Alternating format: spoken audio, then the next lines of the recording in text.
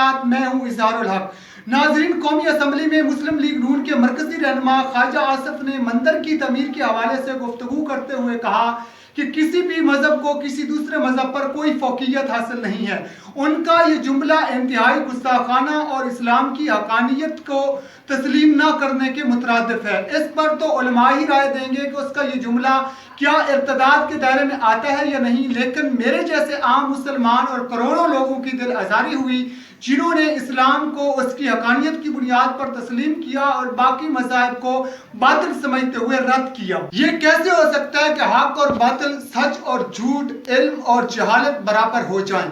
ये मेरी राय नहीं है, बल्कि अल्लाह ताला ने कुरान मजीद में ही इस्लाम की फौकियत के बारे में वाज़ेह तौर पर इरशाद फरमा दिया कि इन्नल्लाह दीन इस्लाम, अल्लाह के नज़दीक दीन सिर्फ और सिर्फ इस्लाम ही है। और अल्लाह ने बाकी तमाम मज़ाहिब की तनसीब कर दी, उनको मनसूख कर दिया कि वो मज़ाहिब पर अल्लाह ताला ने उनकी हिफाजत से हाथ उठा लिया कि वो तमाम मज़ाहिब में तरमीम कर दी गई और उसमें मुख्तलिफ तब्दीलियाँ आई कि वो अमली तौर पर वो इंसानों की रहनुमाई करने के काबिल ही नहीं रहे। जबकि इस्लाम वो मज़हब है जिसकी हिफाजत का जिम्मा भी खुद अल्लाह ताला ने लिया। अल्लाह ताला ने कुरान मजीद में पहले ही आयत में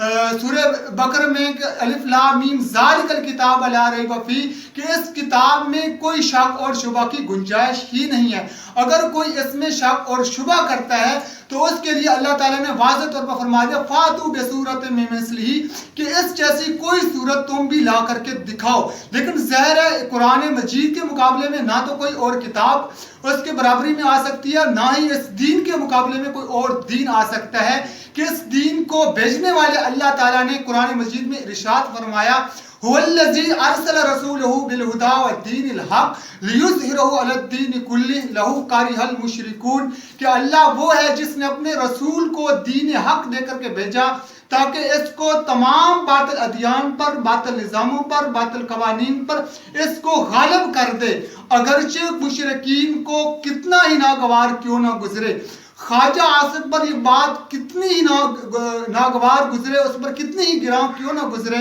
इस्लाम बहरहाल तमाम बातिल अदियान पर गालिब होने के लिए आया है और इंशाअल्लाह ये गालिब होकर के रहे। नजर है वो ये है कि ख्वाजा आसिफ के ये जुमले इंतहाई जहालत पर मबनी हैं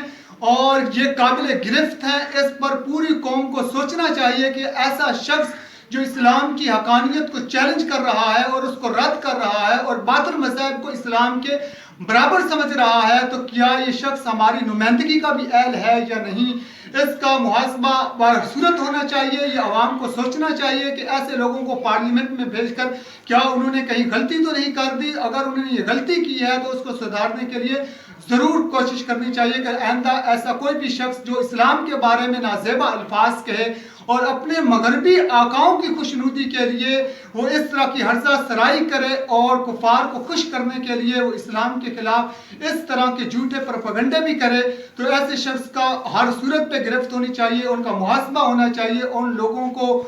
किसी भी सूरत पे नुमाइंदगी का हक नहीं दिया जाए। अब ये उलमाए कराम पर और पूरी कौम पर यह फर्ज ऐद होता है कि वो ऐसे तमाम लोगों की निशानदेही करें और कौम को बताएं कि ये लोग खास एजेंडे के तहत वो इस्लाम के खिलाफ काम कर रहे हैं और इन लोगों को हमेशा के लिए पाकिस्तान में इलेक्शन लड़ने पर भी पाबंदी आयद कर देनी चाहिए और इक़्तिदार की राहदारियों पर जितने ऐसे ज़हन के लोग हैं उन्हें कोई हक हासिल नहीं है कि वो इस्लामी जमहूरिया